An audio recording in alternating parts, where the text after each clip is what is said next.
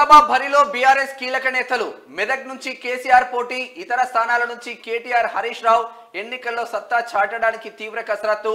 అగ్రనేతలు బరిలో ఉంటే పార్టీ శ్రేణుల్లో ఉత్సాహం నెలకొంటుందన్న భావన. త్వరలో గజ్వేల్ ఎమ్మెల్యే క్యాంప్ ఆఫీస్ కు కేసీఆర్. ఎదుటిగా ఏమైతుందంటే లోక్సభ బరిలో వెళ్ళాలనుకుంటున్నారట. వీళ్ళు ముగ్గురు తప్ప ఇక బీఆర్ఎస్ లో ఎవరు ఏం కనిపించద్దు. ముగ్గురు మరి ఒకవేళ మీరు ముగ్గురు పోతే మళ్ళీ ఉప ఎన్నికలు వస్తాయి. మళ్ళీ వడ్లు కొనే ఆయన లేడా? వడ్లు కొనే పెద్ద మనిషి.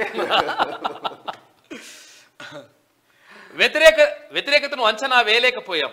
దళిత బంధులో కొందరిలో అసంతృప్తి. భూస్వాములకు రైతు బంధుతోనూ ఎమ్మెల్యేలకు అతి ప్రాధాన్యము కారణమే. ఇక చూసినావా ఇట్లా రోజు చెప్పేది కదా. పార్టీ ఓటమికి ప్రజలను నిందించొద్దు. పాలనలో ఉండి పార్టీని పట్టించుకోలే. వీటన్నింటికీ పూర్తి బాధ్యత నాదే. కారు సర్వీసింగ్ కు వెళ్ళింది, షెడ్డుకు కాదు అంటున్నట. షెడ్డుకే పోయింది అట్టెందుకంటారు. బీఆర్ఎస్ ఎప్పటికీ బీజేపీకి బీ టీం కాదు అంటే బీ టీం అని చెప్పేసి చాలా మంది అంటున్నారు. మరి చూడాలి, మీ ఇష్టం కాదు.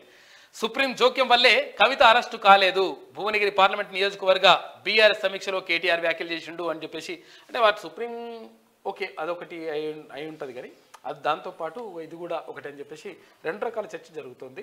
ఇదే రెండోదే కరెక్ట్ అని చెప్పేసి ప్రజలు నమ్మిరు బలంగా. అసెంబ్లీ ఎన్నికల్లో ఓటమి సృష్టించిన నిరాశ నుంచి బయటపడాలంటే రానున్న లోక్సభ ఎన్నికల్లో గౌరవప్రదమైన స్థానాలు సాధించడం బీఆర్ఎస్కు కీలక అవసరంగా మారింది. దీనికోసం ఆ పార్టీ తీవ్రంగా కసరత్తు చేస్తోంది.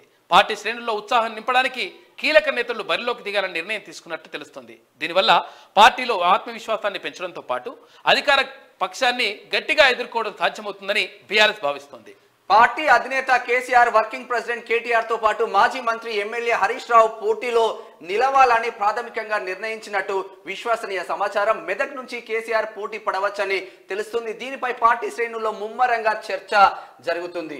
వచ్చే ఎన్నికల్లో ముఖ్యమైన నాయకులు బరిలో దిగకపోతే నష్టాన్ని మూటగట్టుకోవాల్సి ఉంటుందనే ఆందోళనలో పలువురైతే అయితే సరే వాస్తవం అని చెప్పలేము. క్వశ్చన్ మార్క్ తో రాసింది. సరే వాళ్ళు ఎగ్జామ్షన్ చేసింది కానీ అది జరుగుతుందా మరి జరగదా చూడాలి. కానీ తెటగిల పడదు బీఆర్ఎస్ తెటగిల పడదు అయిపోయింది కథ.